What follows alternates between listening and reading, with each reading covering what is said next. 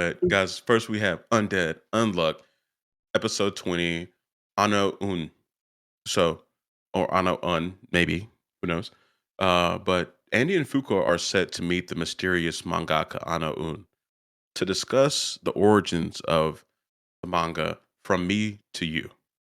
But first, there is a big task they must take on for her to reveal this information. So the episode starts with a clip. It's probably like 30-second clip at the beginning of the episode where the Union and Under are fighting to capture the UMA Autumn.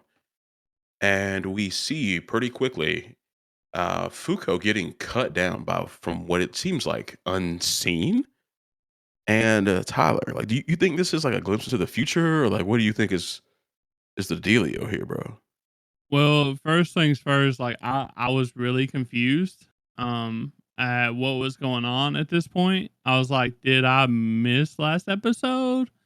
Ah, for real. And yeah, and then it kind of made sense like later on. I really do think this is a version of the future. I'm not sure if it's the correct future cuz I'm sure that the future can be changed. Hmm. But I do think it is a version of the future that Ano Sensei has seen. So, but That's a good point. Yes, because it does seem like she might be able to see the future. So yeah, this is probably one of her visions, and that makes sense. I'm following that. Yeah, when I was going through this is one of those moments where like you like stop the episode and look at the episode number just to make sure you're on the right one. I literally did that. Like I know me and Dan just talked about this shit, and this none of this makes sense right now. So Right, right. Yeah. So, and I was watching these in succession, so I was extra confused. Um, but next, guys, we see that Andy and Fuko have figured out that Ano Sensei knows what's going on since she requested that both of them come to Canada and for them to actually get there within 5 hours going from Japan to Canada. We know in the real world that's not really possible unless you're like in a fighter jet with a lot of fuel. Um, and that's about, I'd say, where they were in Toronto, probably. That's probably about they said a 9 hour straight yeah, flight. 9 hour. That's a lie. There's no way. There's no way. That's like a 16-hour flight in the real world. Um, but yeah, so she said get there within 5 hours. So she knew something was up. And at the time, how did you think she knew what the heck they were capable of and who they were? I mean, the only thing that came through my mind at this point, the reason why they knew that was that she can see the future somewhat. I guess and she obviously wrote a book, like that's talking about the union somewhat. So Hmm. obviously she's gonna know about their capabilities, right? Somehow, I'm not sure how she knows about like all their stuff, but I'm assuming it's the pin, the artifact at work. Right. So Yeah, I was thinking like maybe the pen knew like the future and things like that. And maybe she was just an instrument to, for the pen to use. And like the pen was kind of creating whatever it wanted to. And she was like, had seen that. But it seems like, yeah, she actually gets a lot of glimpses at the future instead of what I was thinking. That the pen itself knows, because I don't know how really these artifacts can have how much power they can hold. Um, but yeah, that was interesting learning that and having Andy and Fuko try to like figure that out, like what the hell's going on. But they get told to meet at Stanley Park, which I do believe is in either Montreal or Toronto. Can't remember off the top of my head. And it's pretty obvious by looking at the trees that this is UMA Autumn's territory. We get the overhead shot, and there's a bunch of green trees in December in Canada, by the way, guys. Um, and there's a ring of trees that are like browning for fall. Now, did they just forget that this was like December in Canada? Like, did they think like that's a tropical climate or some shit? Like, what was up with that? Did you notice Yeah, it? I did. I noticed it as soon as it got there, but I don't think I would have noticed it. But they done such a good job at like putting the date as soon as it popped up. It put the date on the bottom of the screen. It put the time on the bottom of the screen as Mhm. well, and all that stuff. And you're like, wait, why is it? For one thing, like, why is it like this up in this? Like, Canada's cold, y'all. yeah, Canada is cold as hell. like, do they even? It's a silly question, but do they even have trees that like do that type of stuff up that way? Oh, They do, yeah, don't yeah, they? they had Somewhat. yeah, they have, seasonal trees Okay. for sure. Uh, uh, and, like, the only thing I was thinking that would have made sense is, like, a bunch of evergreen trees, like pines and shit like that, that don't really turn brown. Um, but yeah, I thought it was a weird thing that they did, but and then we went back to, Anno's house, and all the trees were dead there or dormant. And I was like, "Okay, this makes a lot more sense." So I don't know if they did, like, the green tree thing just for, like, effect, to show that autumn was there, but then just do it a different time of year. Yeah. I also found it weird that Autumn was at the exact spot that she wanted Ano Un wanted to meet up with. Like, Mhm. what's up with that too? Like, I didn't get that. So, I mean, the only thing that I can think like, so Anna, like, reveals, like, she knows what they wanna know, right? And she wants them to learn more about themselves before she kinda goes forward with the future, so they're ready for it, I assume. That's what it seems like to me. But she definitely knew Autumn was there, and that's why she told him to meet him there. I mean, I guess she done them a favor in some way because now they don't have to look for Autumn, right? Yeah. So, but now they only got two people up there, and it's Undead and Unluck, and obviously, apparently, they're not strong enough to fight it right now. So, Nah, bro. Yeah, yeah, we, like, saw Fuko, like, rush in, and, we're also told that, like, that Autumn feeds off the human biology. And that it turns people into books? I guess books of their life to be read by that big beetle that's Autumn? Did that make any sense to you? Like, what the hell? That is that Autumn theme to you? So the only thing it does so the only way it makes sense for me is if they're trying to say that autumn is the perfect time to like read books because I agree like I mean, sitting outside in autumn time like in fall and just reading like a actual book outside on your porch while the like it's just the right temperature, the leaves are falling, like it is so peaceful, like it's a perfect thing, right? So see, to me, fall is like the perfect time for like outdoor sports.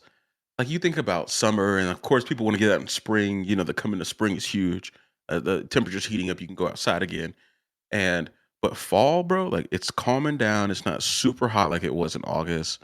Like it's perfect. And then you got like you can go apple picking, apple cider season, pumpkin spice season. You can go to the orchards. Like it's harvest time. So the last thing that I would have thought in this situation was like bros reading books. Like that's crazy to me. yeah, well, like I said, that's one of my favorite times of the that is my favorite time of the year because it's so like you can do anything. Like it's just so Right. pretty outside. You can do it feels so much better doing all your sports. Like back in my younger days, which I'm not very old right now, but back when I could, move faster than a walk.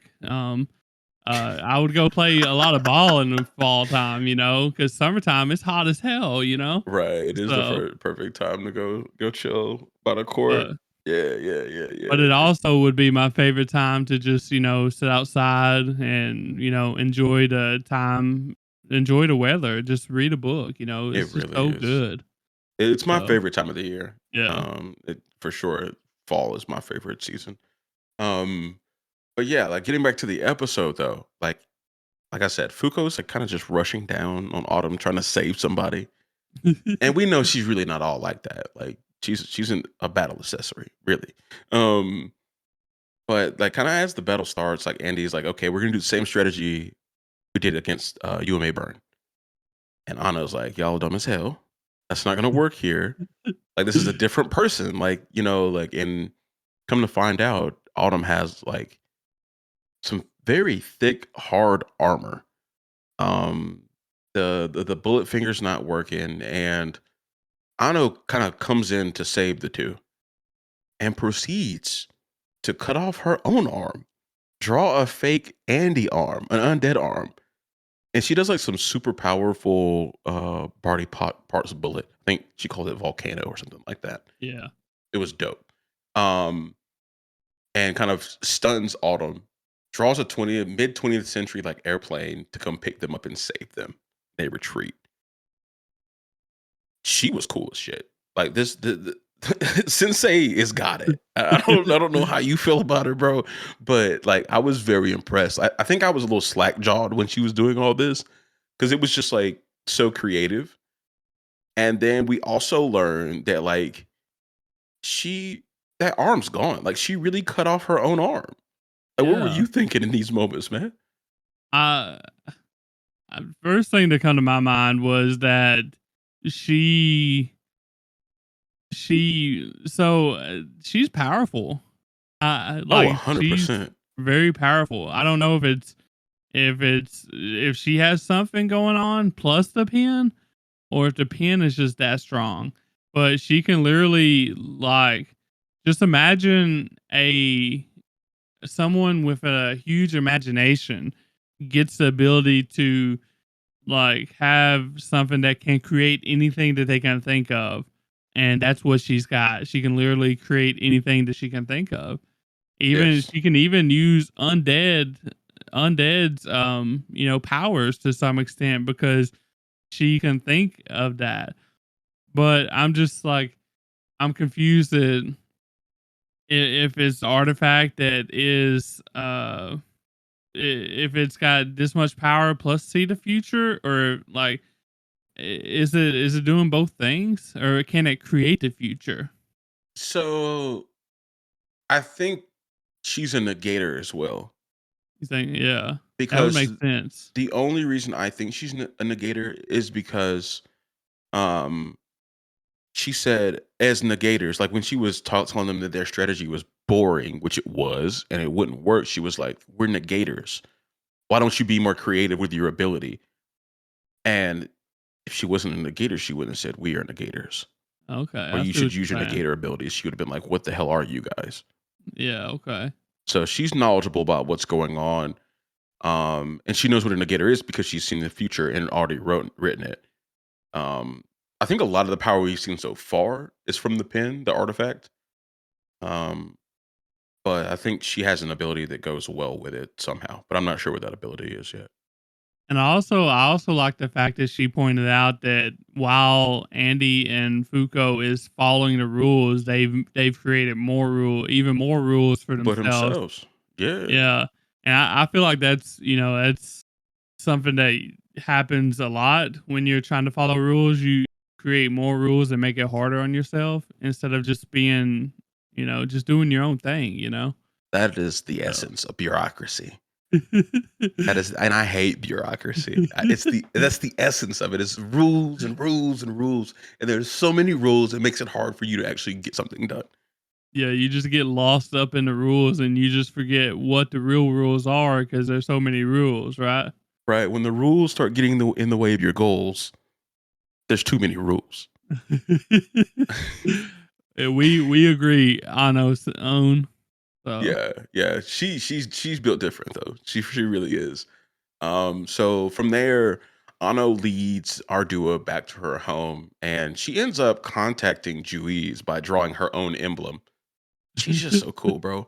Um, and she goes on to ask Juiz, like, can I train them? They up here acting like some bitches, so I need to do something with them. And she initially gets denied, but she's making good points, at least to me, to Juiz. She's like, hey, like you shouldn't be cautious because you have a good team. Like you should actually, be willing to take more risk since you have a quote unquote royal flush of a team. And this made me ask the questions like, when is she right for saying this? And could this been part of Billy's frustration with the union and Juice. And we're like, what is your thoughts on that? I think it could. I think that might be part of why Billy got frustrated. But then again, he was the leader of the under. But also, like if she was more proactive, then maybe Billy could have, uh, you know, had the under work together with the union. Right. You know, but I think she's kind of right for saying that because if you think your team is that good, then what good is it gonna do to have them sitting on the bench this whole time instead of letting them play? Hmm. Oh, that's a great analogy. My first boss, like we had some. Um, he was good at maximizing the talents on the team. Is what I'll say. He's a good friend of mine, and I'm a friend of his family's.